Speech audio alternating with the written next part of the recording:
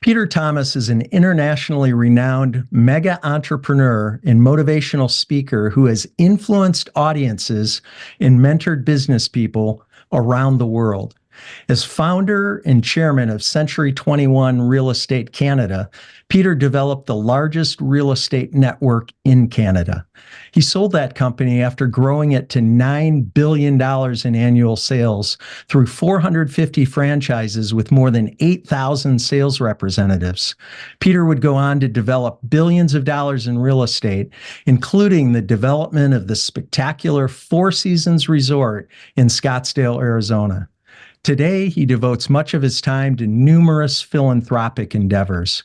Peter founded the Todd Thomas Foundation, which focuses on the area of mental health, and also started Life Pilot, a British Columbia-based organization that empowers people to live in alignment with their values. Peter also remains active with the Entrepreneurs Organization, commonly known as EO, where he is a founding member and is now Chairman Emeritus, and with the Collegiate Entrepreneurs Organization, which encourages college students to be entrepreneurial. Peter is the author of 5 groundbreaking books, including his recently published anthology, The Dream Factory, a proven formula to turn your dreams into reality. With a career spanning decades, Peter's journey is a testament to unwavering determination, innovation, and the desire to not only create success in his own life, but to empower others to reach for the stars and beyond. Welcome, Peter, and thanks for joining us on Life Excellence. It's great to be here, Brian. Thank you. My mom would have loved that introduction. She absolutely would have loved it. But, if you asked me to tell you who I was, I'm an old guy who's had one heck of a lot of fun and has been blessed for a long time. Well, you certainly have been blessed. And Peter, you've had a phenomenally successful career and life, and you've been privileged to also be able to observe and be around many others who have done the same. What do high-achieving entrepreneurs do that others don't do in order to create such a high level of success in their lives? I think in a nutshell, they develop habits that help them with the discipline needed to reach their goals. And what are some of those habits? Well, we can get right into that. In habits, like my day. I took this book out just to. This is, for example, here's a habit. I prepare this book every single year, and it's my kind of guide, to what I'm going to do. But I've got the very beginning. Got tiny habits. Like I wake every morning. We get up at 5, go to bed at 9. That's kind of just what we do. I have a little snuggle, and I always have in my mind, that minutes matter. Like I have an urgency kind of thing about time, but I do the normal thing: I shower, wash, blah, blah. I look at my emails, look at my stuff. 6 o'clock, I'm in the gym with my trainer, working out for an hour. Then 7, I come back up and I, have a nice, Rita's got me a nice little healthy little breakfast and stuff, and I start dealing with the priorities. And I surround myself with people who are just amazing. They're just amazing, and they kind of think like I do. I don't change them from what they were to what I want them to be. They kind of are like I need them to be when I bring them in. They're the same mindset, you might say. These habits of, and then food. I'm always like I love good food and all that kind of thing. But I eat pretty well. I think that the choice you make, what you put in your mouth, is very important. So I kind of watch all the time of what I eat, and most of the time I eat pretty good stuff. But as you get to know me, I love my cappuccinos, I love my ice cream, and when I work hard at the gym, that's kind of my reward. If I'm particularly straining, I see a big ice cream cone, that type of thing. So I can ramble on, but I think you get habits. I'm always on time. Like I'm fastidious about, you and I have an appointment at 9 o'clock, I'm there at 9. If I'm not there, I have a little prayer and just say, "Gosh, Peter must have died because he's not there." He's just not there. And so I kind of like that. So usually everybody, and when you are strongly feeling about different things, everybody in your world kind of thinks the same way. You know, so they very seldom I'm late or stood up late or stood up for appointments. It works. Yeah, so success really is an accumulation of our daily habits, isn't it? That's what I'd say. Yes, it's developing really good habits, you know. And like dinner, we have dinner, like we have lunch we have like breakfast at 7, lunch at 12, and dinner at 6. You know, now I might have much lunch one day. I might have a little salad or something, you know, but everything is kind of set out in priorities that way.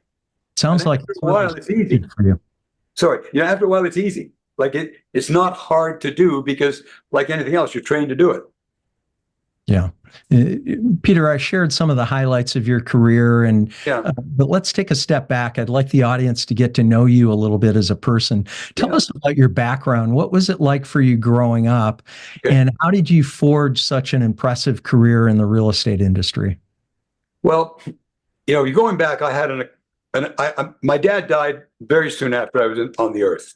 So mom raised me, and I was raised in England, and I had the most amazing mom in the world. You know, I was the king of her life. I felt that way anyway.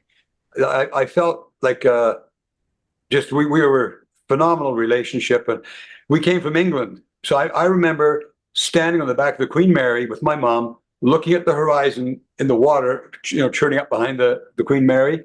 And like I held her hand, and mom was bigger, way bigger than me. You know, I was about 7, and just feeling so excited about the future, you know, and so strong with the binding that was between us. So that gave me a real heads up, you know, on that. And then we arrived in Canada, and I worked at a little place in north of Edmonton, Alberta, Canada, a little town called Perryville. And I was raised there on a gravel pit until I was 15. I couldn't take it anymore. And the Canadian Army had a special enrollment plan where you could join as an apprentice soldier, and you could be 16 to get in, and they would give you 2 years of school. So it was an advertisement in the Star Weekly. People go to the Star Weekly. Anyway, I took that ad to my mom, said, I'm joining. I'm in. Mom said, no, you're not going to do that. You're not going to do that. And I said, you know, Mom, you either sign for me. I remember it. Either sign me up, sign for me, or I'm gone. You won't know where I am. This way you'll know I'm in the Army. And I convinced her. And I remember that conversation. So I spent 7 years in the Canadian Army, you know, did the Middle East. In fact, right now where all the craziness is going on, Can Yunis, Rafah, Camp Rafah, Gaza, that's right where I was. So it was quite interesting. I spent 7 full years in the Canadian Army. And, you know, it's one of the things I wanted to say to you, is that in the Army, I learned discipline. So maybe one of the other things that you got to have for all those habits and stuff is discipline. And, you know, in the Army, when the sergeant says, get down, you don't stand there and look at him and say, well, why am I going to get down? Tell me what's going on. I don't have to get down. I'm a special person. You learn to get down, duck. So that is critical. And I learned that so early in my career, you know. So discipline was given to me when I was sort of between 16 and 22. I can close my eyes and see me running around the parade square with my rifle over my head for doing something wrong like 100 times. You know, you run around, your arms they want to fall off. And when they're ready to fall off, the sergeant says, now get down and give me 100. That's push-ups. You know, and you didn't do anything wrong. And so you do your push-ups because you're mad. You know, you're mad at him. So you do your push-ups and you look up at him and you get him done. You look him in the face, and there he says, now give me another. You know, and we're all treated the same. You know, when you're put into the barracks, you're in there with every member of society you can think of, from kids who were put in the Army because they couldn't be disciplined, to kids who were raised with very wealthy families and mom and dad thought they should get the training. So they throw you in this pot, which was incredible because you get to know and learn with each other. The stories I could tell you would go on and on for this whole podcast, so I won't. But you learn humility, humbleness. You get punched in the face if you insult the wrong person. You know, you learn about life. So, man, if that program was available, I think I would recommend every 15-year-old boy should take it. And so how did you go from there into real estate? You know, again, I've been blessed, like I told you, and I just feel like the luckiest guy on the planet. I got out of the Army, and I answered an ad about becoming an assistant manager for a mutual fund sales company. Well, a mutual fund company, stock brokerage company. So I went to work for the stock brokerage firm and learned how to sell mutual funds. And I started selling door to door. And I did that. And then I moved up from salesman to sales manager to general sales manager. And a 5 years of my career was working for a company called First Investors Corporation, where I did all that. And I wanted to, I recognized that I felt, you know, I was pretty darn good, top salesman, all this kind of stuff. And I went to see the chairman, and I said, you know, I went to see my boss, who was on the board and a partial owner of the company, and said, you know, Mr. Marlin, I really feel I'd like to own some of this company, and I'd like to be able to participate with some shares. And so he said, well, let me talk to Don, the president. So I didn't hear anything. I kept bothering him. He said, well, I've talked to Don, and he said, Don said, Ken, you think that Peter should have some shares in the company? And Mr. Marlin said, yes, I highly recommend him. He's a very good man, and we should do that. And Don said, I appreciate that. Then sell him some of your shares. And you know, I couldn't believe it. I just couldn't believe it. So I said to Mr. Marlin, you know, he's got to come around, right? And I stayed another year, like, you know, thinking they'd come around. And that was the fourth year I proposed it. I said, I'll be leaving on July, whenever that was, when the year was, a year later. That's my notice, unless you give me some shares. He never talked to me about it again. So I left. And I took the top salesman that I hired with me, and I formed my own mutual fund company, a tiny little company with $300,000 in it. Got my office opened up, moved in, waiting for Bill to come and join me at the desk I had for him. I got a phone call at 9 o'clock in the morning, and Bill said, I've decided to stay at First Investors. And they've given me your old job. So that's kind of interesting moment, you know. But from that point on, I started selling mutual funds. And I was selling my mutual funds and working away in my office, and a real estate guy was next door. So the real estate, Ron Downey, comes over and sees me one day, and he says, you should buy this house. And I said, I haven't got no money. I can't afford a house. And he said, no, this is a great deal, blah, blah, blah. You can rent it, and I'll look after it, and it's good. So he said, how much? $10,000. I said, okay, I haven't got $10,000. He said, I can get you $9,000 at the bank. Okay, I said, good. Okay, well then, where do I get the 1,000? You know? And he said, I can get him to carry. I can do it. I said, okay, then Ron, do it. So we bought this house, and it was just a dump. I mean, 10 grand. So it was just a dump, and it was rented. Ron comes back to me about 3 months later, and he said, here, sign here. I'm trading your house off on this small apartment, and this is the equity, and the equity was $18,000 value of the house onto this little apartment. I think it was an 8-suiter, maybe. It's in one of my books.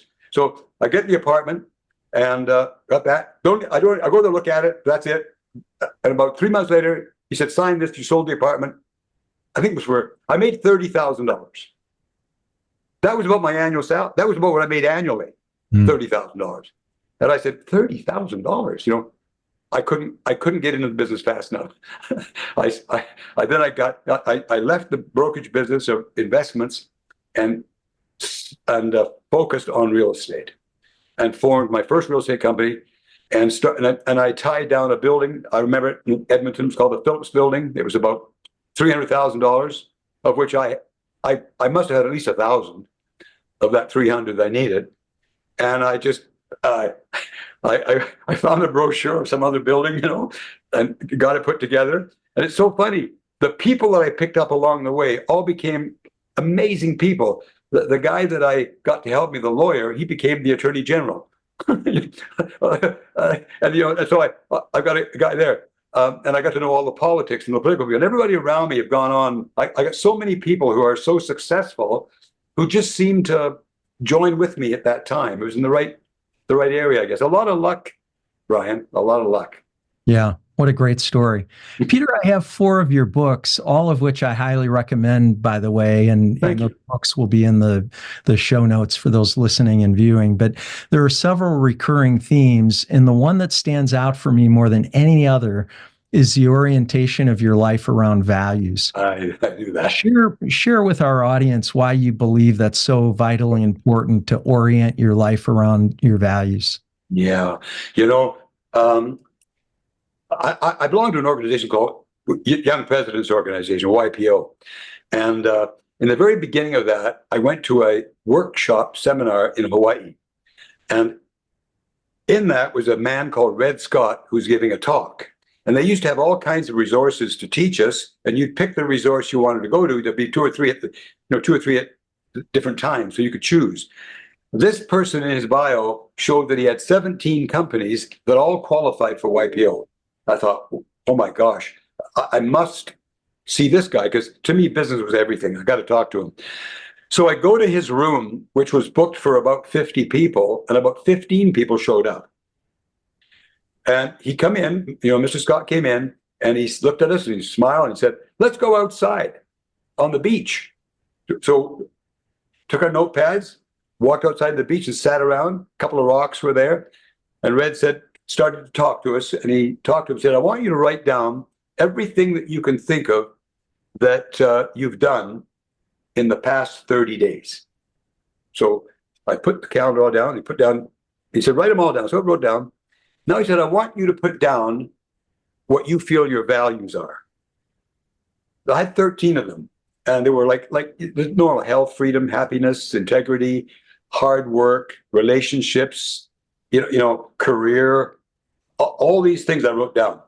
Now he said, what I want you to do now is draw a line between what you did and which of your values that related to.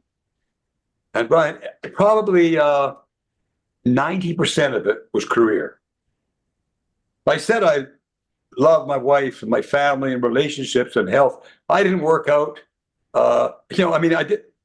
It made me realize, oh my gosh, I'm like doing all this with this, and I'm leaving everything else behind. The career was much too important. And I recognized that there's much more in life than just being successful in business and making money. And so you've got to work your way out. So I set my values at that time. I said were 13, and they're now down to, there were 4: health, freedom, happiness, and integrity. And I've just added legacy. Right now in part of my life, I sort of say there's your learning years, your earning years, and your returning years. And many people just get started. They go right into their learning and earning, at the same time. And many of them start, all 3 of them, unknowingly. They join a church board, they serve on a community foundation, they do different political things and contribute, not just with money, but with their talent. So I'm now, for example, in my returning years. I'm not focused on making money. I'm focused on funding and helping other people by giving money, helping to support their dreams that align with my values. So when I get up in the morning, my values: health. This morning already, had my phenomenally successful good breakfast and my smoothie. I've worked out in the gym for an hour, and I've done all that kind of stuff. So my health is all looked after. And then my freedom. Well, in order for me to be free, I need to have access to money and access to the things that I want to do in life. So to be free, and that takes work. So I work. I get my work done. Health, freedom. Then happiness. Happiness, for me, a lot of my happiness comes from my relationships, and they start with my wife. And they go down to family, and they go down to friends, and that type of thing. So then I work on that, and I might just give somebody a call, like a buddy that I haven't called, for a long time. Just to share, I'm going to try and do this in about a minute if I can, but probably the most incredible piece of information I've received just recently. I have a buddy who I've had for 35 years to 40 years, and we literally talk to each other almost every day. He's kind of like my age. I'm 85, he's 82. And he passed away on October the 6th. And I've never had a bigger hole in my heart than losing Michael. And, I talk about it because the way to get over grief and what have you is to talk about it, share it. I've learned that because I had another tragedy earlier. I lost my son at age 35. And But this bit of wisdom was absolutely amazing. The fellow talked to him and he said, Peter, he said, when you're born, you've won the lottery. Just getting born. I think there's like one chance in like a billion of getting born. You know, it's really difficult to get born. And you won that. You know, we all win that. Well, then if you get to live till you're 50, you've had 50 years of winning with lottery money and enjoying the lottery money. And if you're, so you got that. Well, Michael he won the lottery for 82 years. He was very successful. He's an amazing guy. And I celebrate his life now. And every time I get sad, and I do, I just feel it right now in my heart. But I think, Michael, you old devil, we've had some amazing years and some amazing times, and we all got to go. So it helps me get over that. So we all have won the lottery.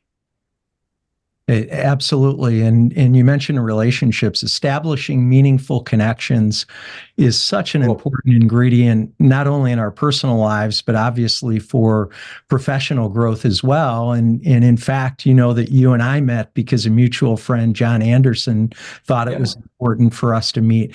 Can you expand on that as a concept, the importance of connections in business, and share more about the value of connection, whether it's through an introduction, through mentoring, which I know you do a lot of, or being mentored, or through other types of collaboration?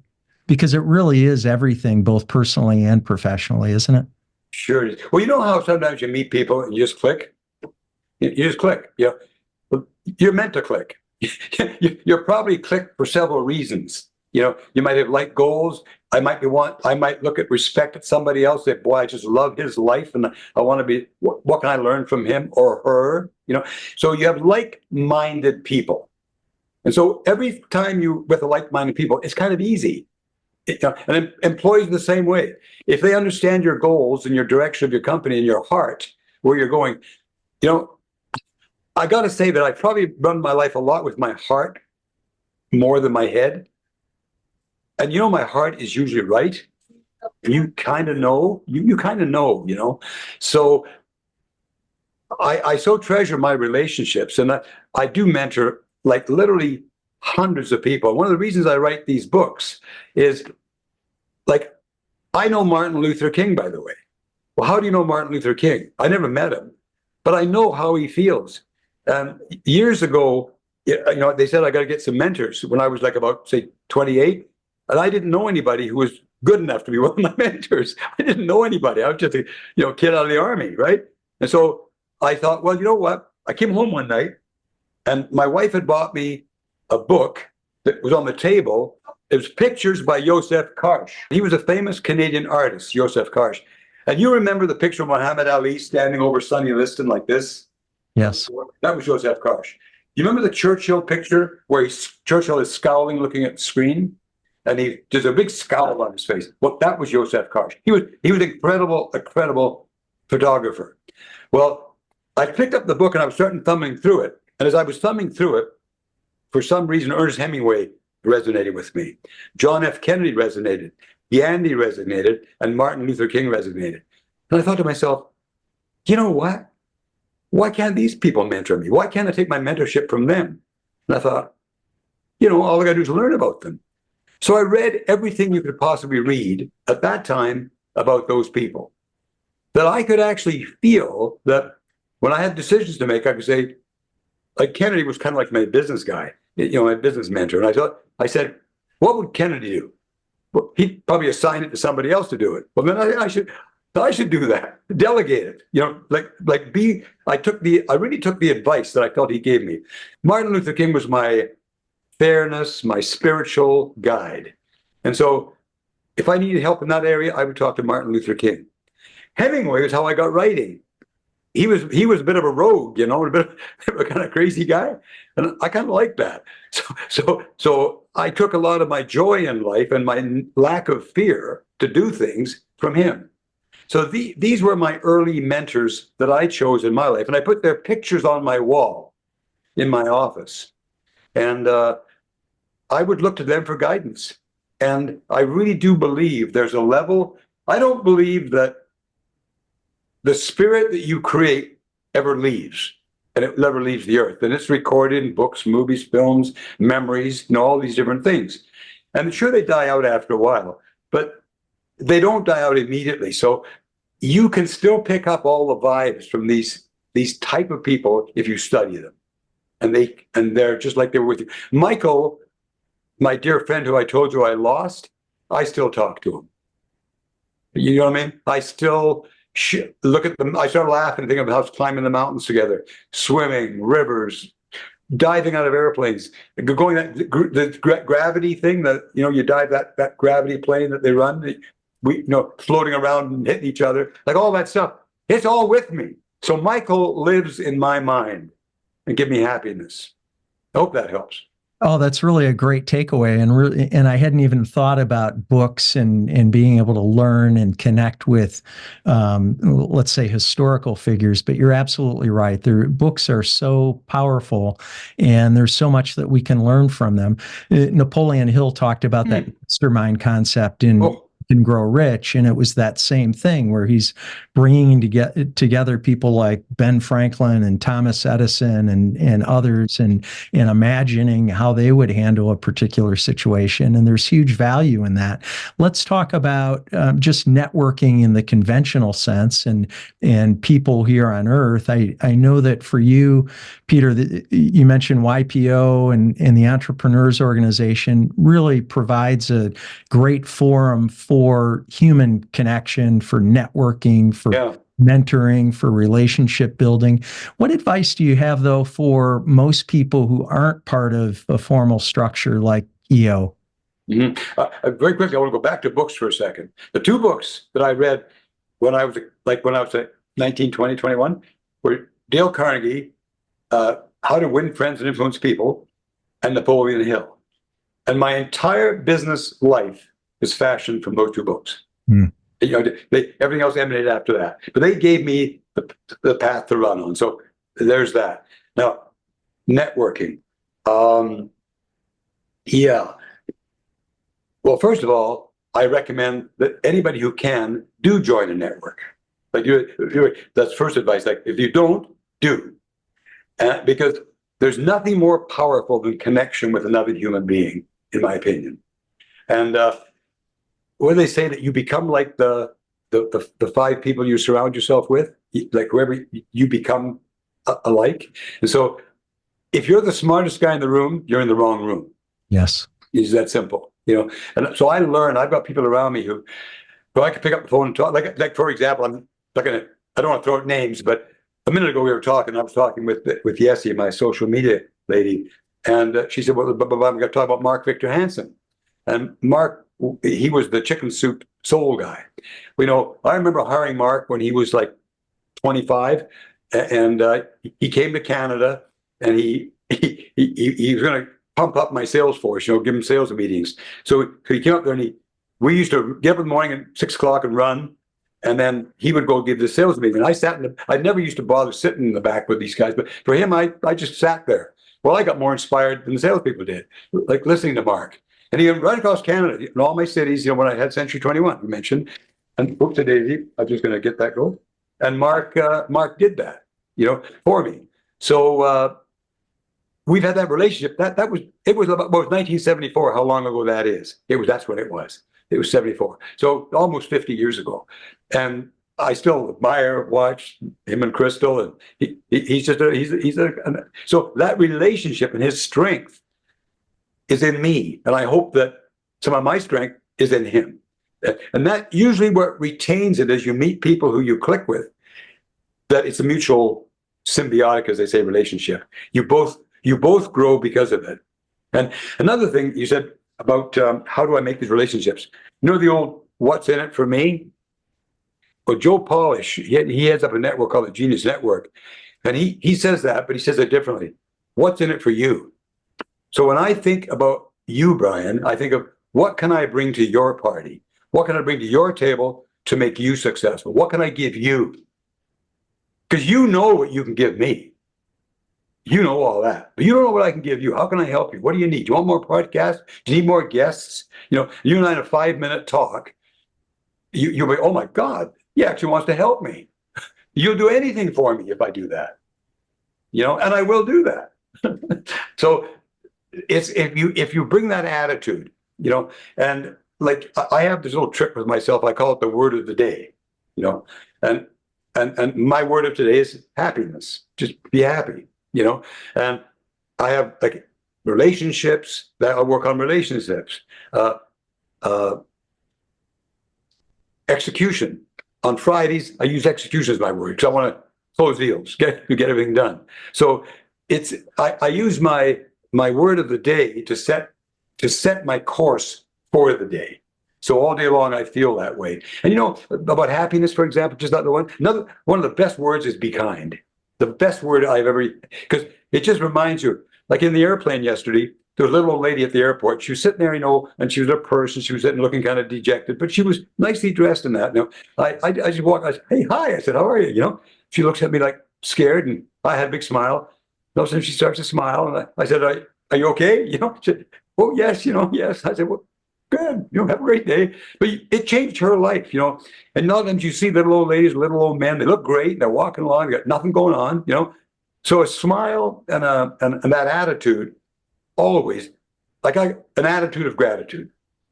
Yes. Be grateful for what you have and who you are. Well, I think gratitude is at the foundation of that, but you're right. Just something as simple as being kind.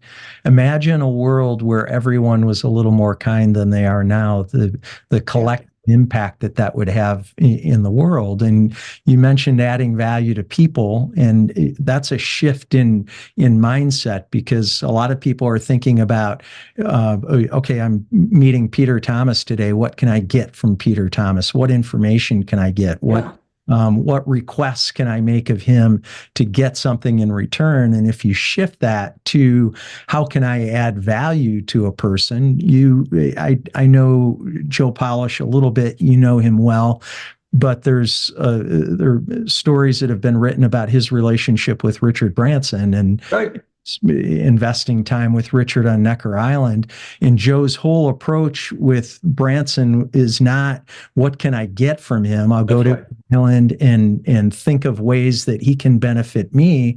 But it's Joe thinking, how can I help Richard? What value can I add to him? How can I help with his some of his philanthropic endeavors? And it's a different mindset.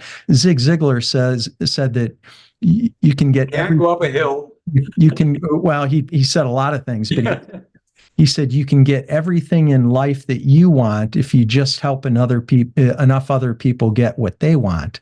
And so it is a mindset shift. Peter, how do you stay as you mentioned that you're 85 years old. How do you stay as driven, engaged, and relevant as an 85-year-old as when you were, say, 35 or 45? I mean, you have a new book that's out. You've written several books. You're engaged in business. We haven't even talked about deals that you're involved in today, but I know you're doing all kinds of things, and also living life and traveling and personally enjoying the benefits of the fruits of your labor, so to speak. But how do you stay so vibrant and young and healthy and driven at 85? Yeah. Well, like this last week, I was in Panama City for 4 days at a conference, met the ex-president and all that stuff, and the presidents, the ambassadors in Panama. Then went over to Miami looking at a boat, and then I'm here today, and I'll be in Puerto Vallarta in like 3 days. So, yeah. Well, first of all, the most important, I'm sorry to people like this if you have arguing with your spouses, or if you're single or whatever, but I got to tell you, you asked me what drives me. I have got the most amazing wife on the planet. Like, she's not perfect. She's above perfect. Like, I can't, there's nothing I could say more, and Rita is the love of my life, and she's the most important thing in my life. And I don't go anywhere without her. She's, there's only one word comes out of my mouth when she says anything. That word is yes. I'm trained, I'm well trained. But and Rita happens to have a total focus on health. Her passion is health. So I'm this guinea pig who tries all these new supplements and all these new smoothies and everything like that.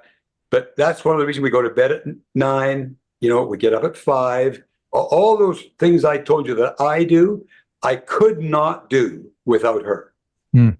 That's not I couldn't. You know what? She just came in here, so I'm just going to just say quickly hello. Oh my God, I'm a mess. Hello. Yeah, nice to see you again. Hi to Brian. Hi, Brian. Did you do your podcast? But we've only been together. Like, this is very, very on trial. I'm looking pretty bad. We only for 37 years. Who's on trial, you or her? But why did you ask that question, honey? Brian just asked me. He said, "What keeps what do you get why are you so excited all the time? What keeps you on the drive? What do you think?" I just think we get up every day and we're happy. We're both happy people. And so we just kind of get in there and have some fun. So today we did a little video of Peter having his smoothie. And, it should be kind of a boring thing, but it's fun. Everything with Peter's fun. So we kind of keep it alive.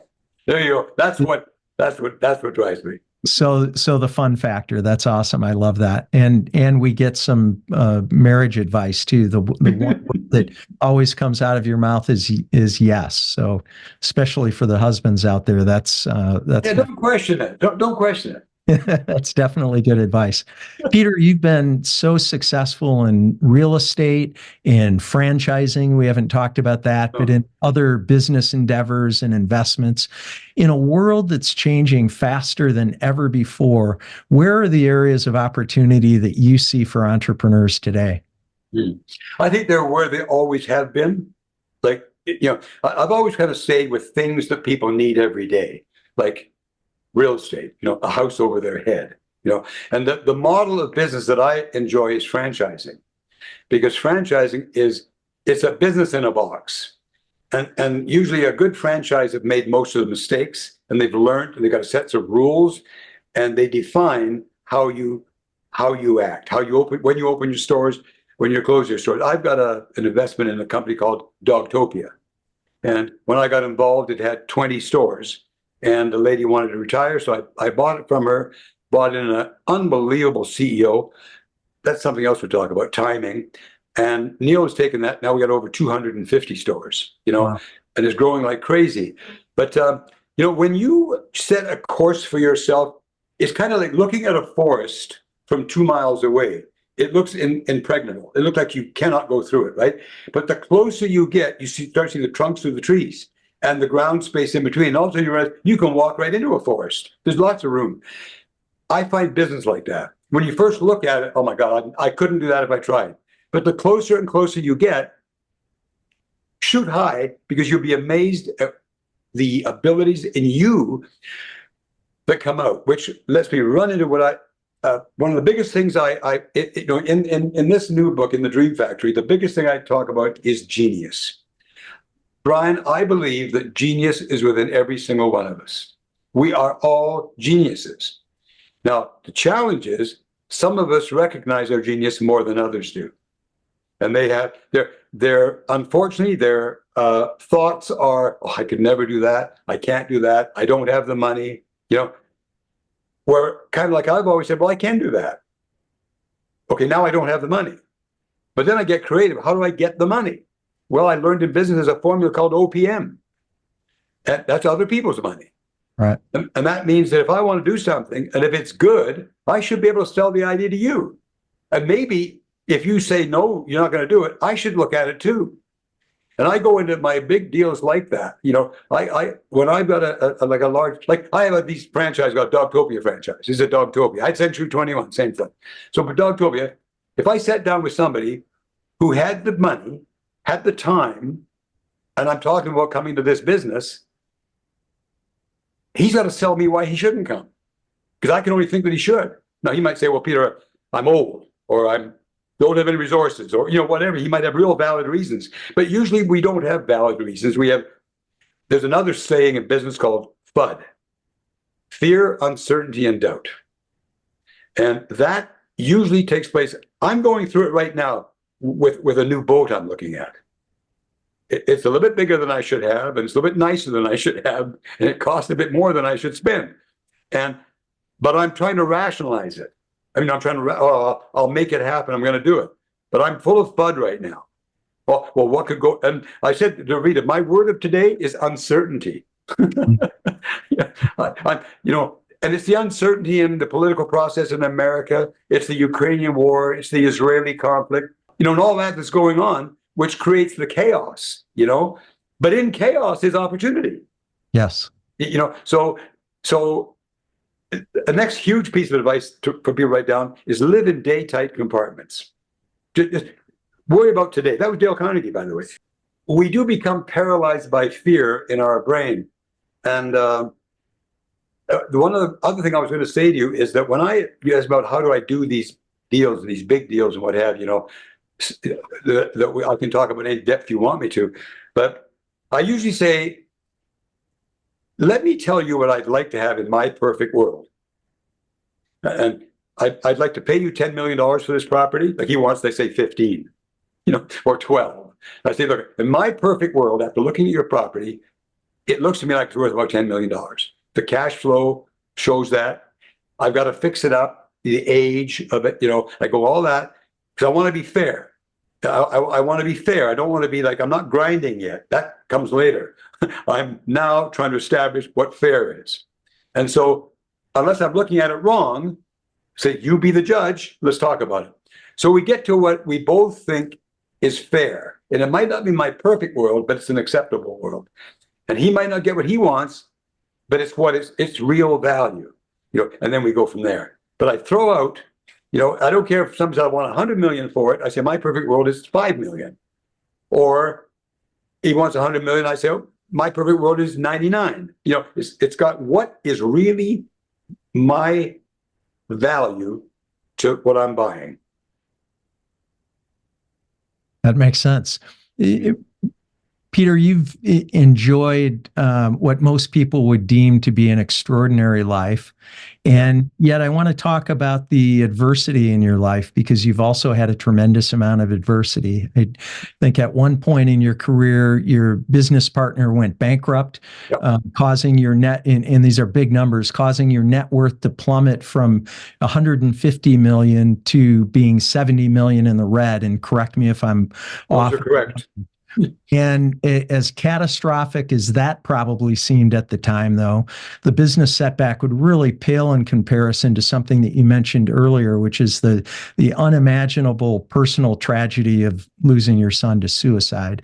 Now, most people listening and watching the show will never experience that level of adversity, either on the business side or personally, and I certainly hope they don't. But we all have in common facing setbacks, bumping into obstacles and failures of various kinds. With your experiences of having fallen both personally and professionally from arguably the highest highs to the lowest lows, again, personally and in your business, what lessons can you share about navigating through hardship and overcoming adversity? Because I think that's something that people really wrestle with at a much lower level than some of the things that you've bumped into. Yeah. One thing, as you were talking, tomorrow is a new day. Tomorrow is a new day. So no matter how bad today is, tomorrow is a new day, full of new hope, new opportunity, and new ideas, new thoughts. So I'll try and go back to those times. Like losing Todd, my son, to suicide was the worst day of my life. And when I lost Todd, I went into the best is there's like flying in a cloud. I didn't care what went on. You could have talked about anything. I just lost my desire, my will I couldn't think of anything else. Like walking around with your head in a cloud of milk. You just can't see anything. You don't care about anything. You hear it all and feel it, but you can't see it.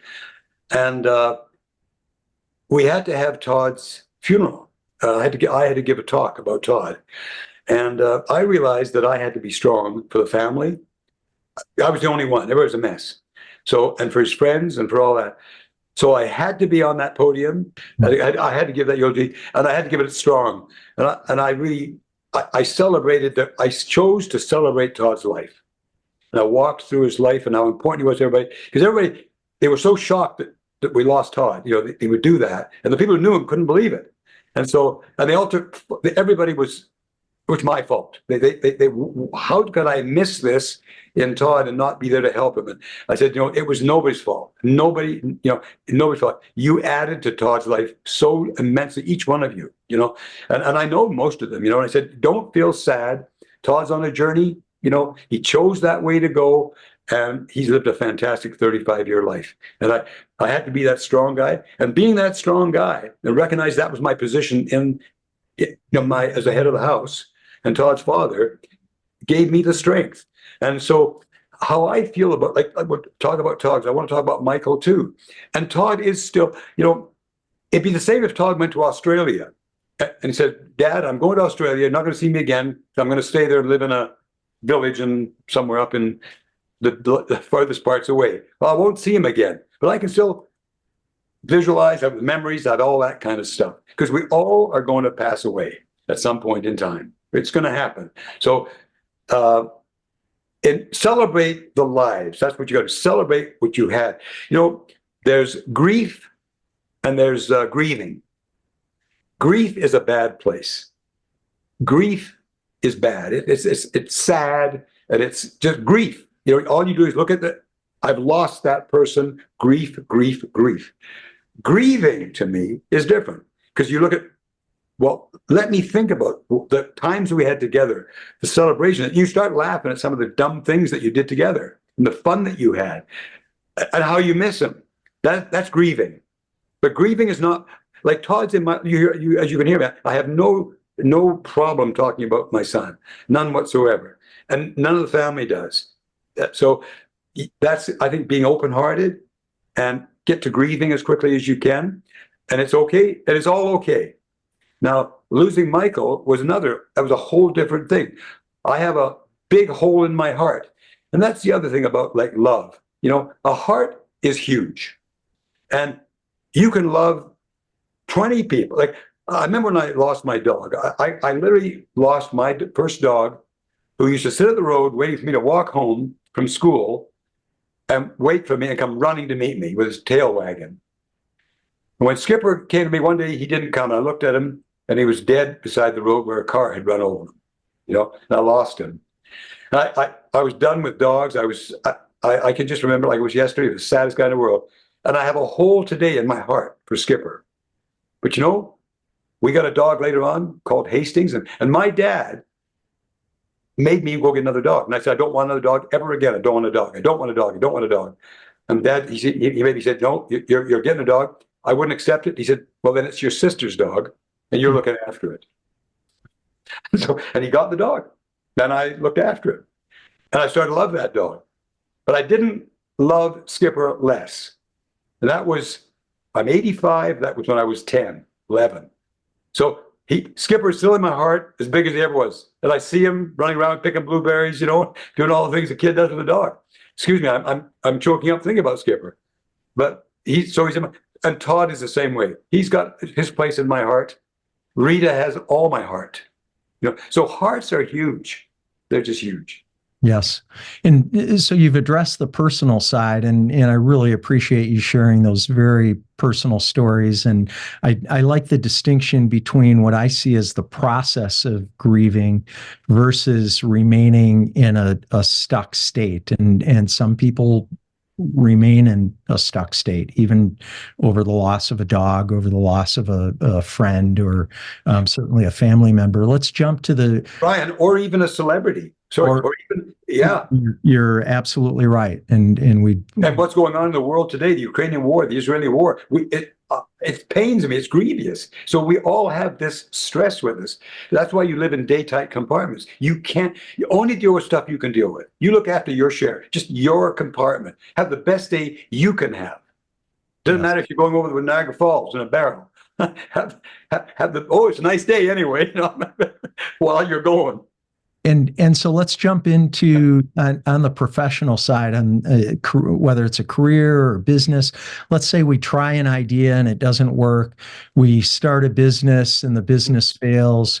We hire somebody and hope they work out and they don't work out. We all have setbacks and adversity and obstacles. Share a little bit about that, because you have, again, a significant event, significant experience in that. But you also, I imagine, in your 60 or so, 65 years in business, have faced other setbacks and obstacles that you've bumped into. Yeah. So when you embark upon a voyage, just think that you're going to go on a boat somewhere, and it's a small boat. So you got to check it out. You got the food. Is the boat going to leak? Are you set for that journey? So you got to examine, do you have captain skills? So now let's just take the boat, and it's a new business. So you say you're going to go start a little business. Okay. A business needs certain things. And I'm not going to say these in any order, but it needs financial data. You need due diligence looking through a business. So you need accounting help, you need legal help, you need sales help, you need organizational help, you need all that stuff to get a successful business. Well, if you don't have that, you probably fail, or you won't grow fast enough. So if you have a good team, like for example, Peter Thomas, if you said, Peter, I'd like you to come and help me with my business, what do you bring to the table? Well, I'll be the visionary. I'm very good at being a visionary, looking to where we should go from where we are now. I'm not good at all at operations. I'm the visions guy. I'm the chair. I'm a good chairman, lousy president. And that, like with the Dogtopia, that's how we did that. Like I was a chairman. I could see the opportunity, I could buy the opportunity, but I got to find people to run it. So before you start your business, really have a hard talk with yourself and talk to a few friends. What does Brian bring to this business? What's your skill set? If you say, I'm the best organized guys in the world, that's great. Then be the organized guy. Don't be the visionary. And nowadays they've got things that like fractional people, fractional CEOs, fractional CFOs, fractional CMOs, fractional social media. So go to people who know what they're doing and say, who do I need? What do I need here before I launch the boat? Because too many people, and another huge thing is money. And not necessarily your own money, but have you organized money that you need? Because you probably need more money than you think you do. So just take the money you need and double it. Where are you going to get it from? Because I see so many people starting businesses, but running out of money before the business is strong enough to invest in it. So, there's blue sky. So invest in it it's easier to get people to come into the blue sky part than to come into the part when you've been going for a year and a half and you don't have your sales. Because you don't have sales, doesn't work. But in the very beginning, like when I started Dogtopia, I raised $10 million, of which I put in $1 million. And I was the GP. I went to family and friends and raised $10 million. Well, every one of those guys that put in $10 million, first off, it got bought out, a substantial profit. And if they waited a little longer, they get more profit. Wait a bit longer, they get more profit by staying in. But I didn't risk my wealth in what I thought was an amazing project. I did the same thing with another project. It's out there now, Dogtopia. I had a project in West Rover Hills where many years ago, there was a big bankruptcy thing called Resolution Trust. And when all the businesses, mostly real estate business, failed, they put them into a government-run trust, and they went to people who bid to buy the assets from the trust. And there was a piece of land, 1,276 acres in San Antonio, Texas. SeaWorld is on the site, if anybody knows San Antonio. Well, I made a bid to buy that. There was about, if you include the interest and everything else, there was 60 to 80 million spent on the site by the developer. I went down to San Antonio. It's a long story, a little short story. And I made a deal and I offered him $9 million for it. And I bought it for $9 million. And immediately went in, and the developer who'd gone broke, a guy called Marty Wenders, who's just a treasure on this planet, said, Marty, you're the guy that knows everything about this. Do you want to come back and run this with me? I'll give you a monthly salary, and I'll give you a piece of the deal. Marty came in and he ran the deal. We took out $150 million. But that was going to Marty, being kind, being generous. He was just unbelievable, still is unbelievable. And, but examining what you need, you know, and reach for the moon. Well, and so one thing I heard you say is, and these are my words, but identifying your highest value activity. So you mentioned you're a visionary, Right. what you're good at, and then hire other people to support that. And you did say hire the experts. So if social media isn't your strong suit, then find a social media person. If marketing isn't your strong suit, then find a marketing person. If you're not good with numbers, then you probably shouldn't be trying to put together financial statements, right? Brian, there's a formula that I use. Before I knew the formula, I have a coach. I have a coach, full-time business coach, fabulous guy. His name is Tony Jerry. And Tony has a formula that he taught me called clarity, focus, and execution. So everything I look at, I look through that lens. Get clarity. Like whatever clarity means to you, get that clarity. If you see an opportunity, whether it's buying a house or whatever. So once you get the clarity, and I understand what this is, what this opportunity is, but it's even going on a vacation. Brian, let's do you and I, do you want to go somewhere next year? Well, you say, I'm already going. I'm going to the Philippines. And I say, how long you go? A couple of weeks. Could we come with you? Could we and I come with you? You want a partner? You say, yeah. Okay, now I got that much. So now clarity. So we're going to the Philippines. Look on the map. Okay, there's the Philippines. You know, I like this idea. Let's focus. Now, how much does it cost? When are we going? When's the weather good? Can I afford it? You know, all that sort of stuff in focusing. So you get right down. There's no more questions to ask. Execution is the easiest part. Execute. So you can use that formula in your daily life or for the biggest business deals in the world. I use it for everything that I do. I love that, Peter. Our show is called Life Excellence, as you know, and I think it's fair to say you've achieved some level of excellence in your life. Thank you. I'm curious, what does excellence mean to you? Perfect. Being it just as you were saying, excellence. It's giving more, giving more than you receive, and being thankful, have gratitude. Excellence is. Yeah, I feel it. I feel I've had an excellent life. So far. You definitely have. And having you on the show today has been excellent too, Peter. Thank you so much. It's been great getting to know you even more. And I know I speak for our listeners and viewers when I say we all appreciate the wealth of valuable information you've shared today. Wow. Well, thank you very much. I appreciate you too. Thanks for tuning into Life Excellence. Please support the show by subscribing, sharing it with others, posting about today's show with Peter Thomas on social media, and leaving a rating and review. You can also learn more about me at brianbartes.com. Until next time, dream big dreams and make each day your masterpiece.